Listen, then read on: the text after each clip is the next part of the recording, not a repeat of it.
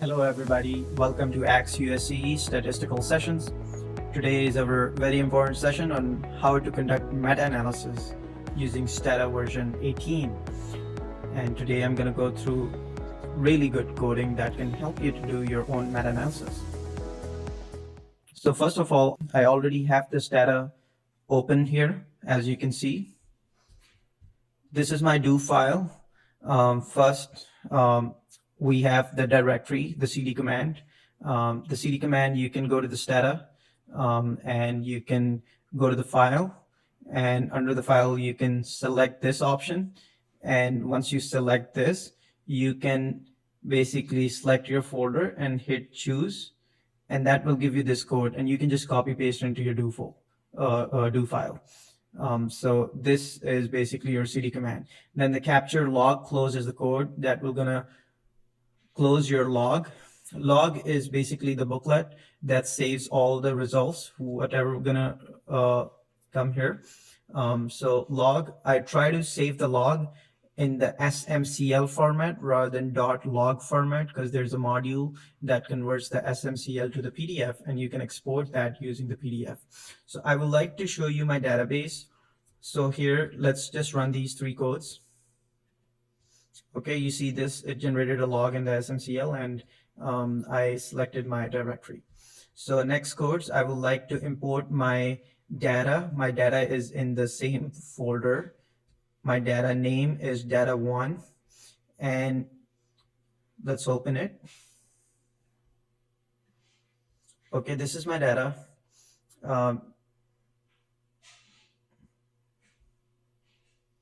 So let me show you my data here. So you can see every outcome has 4 columns. So this project is about 2 different axes for the angiogram. The ulnar axis, which is one of the vessel, and I'm comparing that with the radial axis, which is another vessel. So you can see here mortality due to the ulnar axis, the intervention arm, and then the total sample of the intervention arm. Then I have mortality in the control arm, and then I have total sample of the control arm. So each outcome gonna have 4 columns. So this is the binary outcome meta-analysis. And then I have some follow-up subgrouping based on the durations, and then I have subgrouping based on type of studies. Then between intervention and the control arm, I have the average variables, age, male, female, and these are my regression variables on which I'm going to use the meta-regression also. So I would like to divide this session into few sessions so that you understand this meta-analysis portion. So I already imported the data. Next, I made a separate folders within my main folder so that my figures automatically go into that folder. So I can show you here. So as you can see here, so I go here, for example, sorry, let me go to the STATA. So you go to change directory, and here in this directory, so you can see my different folders. So these are the different folders which I created inside my main folder, which is TUTR. So this is my maze folder. So first command is meta esize, which we're going to set your meta.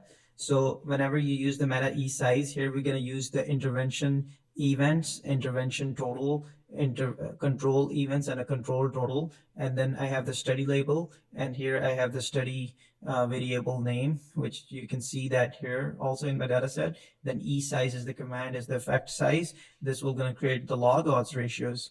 And then I have random model, so it will going to do random effect model. One thing I would like you to notice here is eForm. eForm is the model that converts your log odds ratios into the odds ratios, because that's what you will be reporting in your meta-analysis. So here the command is meta-forest, null ref line, which will be the midline, and you can set your scale also. This thing you can edit favors transulnar versus transradial. That's my intervention and control arm. One fantastic thing about my coding, I would like to mention it to you, is I came up with the data 1 and data 2 coding. So this way you don't have to edit the super titles. So if you make just the forest plot, the super title going to be showing events and controls, but you can edit that in the data 1 format. So here the top folder top figure going to show the transulnar PCI and transradial PCI. So let's just run it.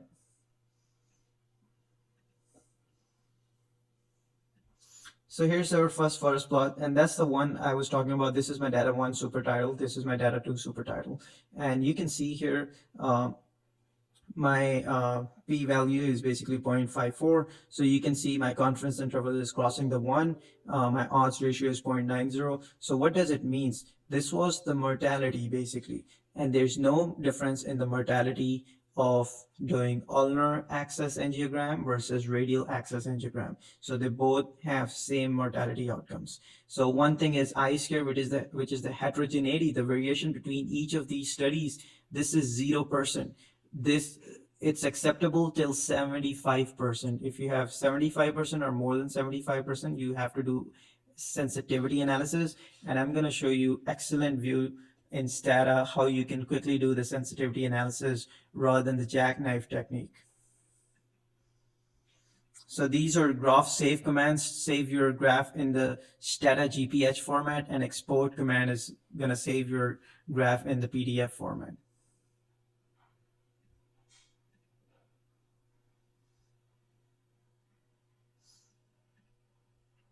So my graph is already saved. So I can show you here. Here you can see once you open the maze folder. Excuse me, sorry. It should be in the mortality folder.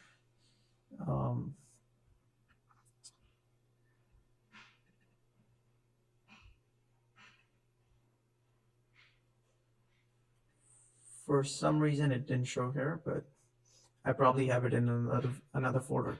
But anyways, so that's how you're gonna say. You can always save it manually also in any other folder. So you can click this save button and save it anywhere where you like. So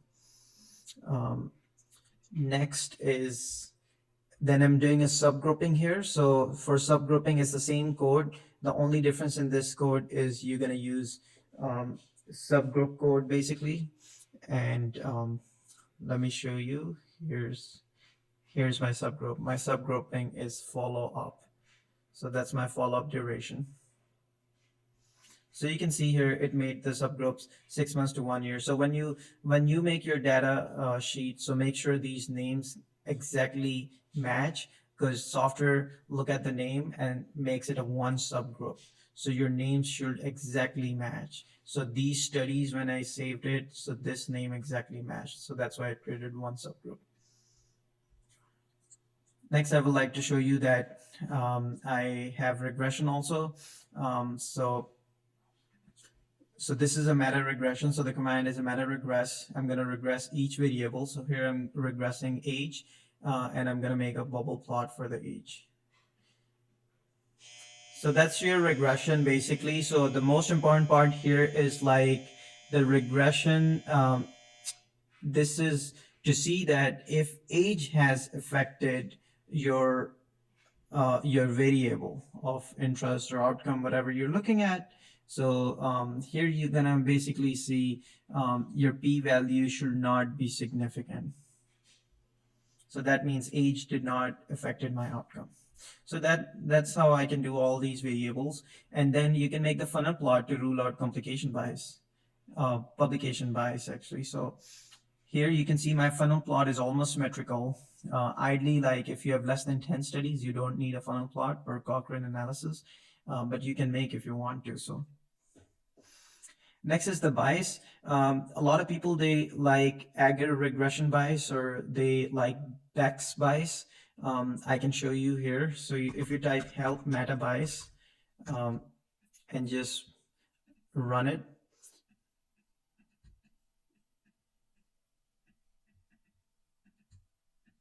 So here you can see like meta bias. There's three types of main meta bias. Um, so I use Harvard. That's my favorite, and that's actually the best one. Is if you read the statistical methods, you can use Agar. You can use Beck's also. I'm pretty sure they might have mentioned Beck here. So you can use Peters, Harvard, Beck, and Agar. So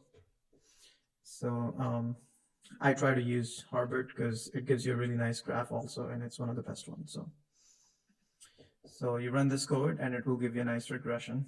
So one thing you need in your papers is basically this p-value, and this should not be significant. So this should be more than 0.05. That shows there's no bias within your study. That was it for today. Similarly, you can do any other variables, and similar pattern. If you want to change to a new variable, you have to just change these 4 variables, and you're going to change similarly these 4 variables here also meta bias, and you can run the code. Thank you so much for watching this. For any questions, feel free to email me.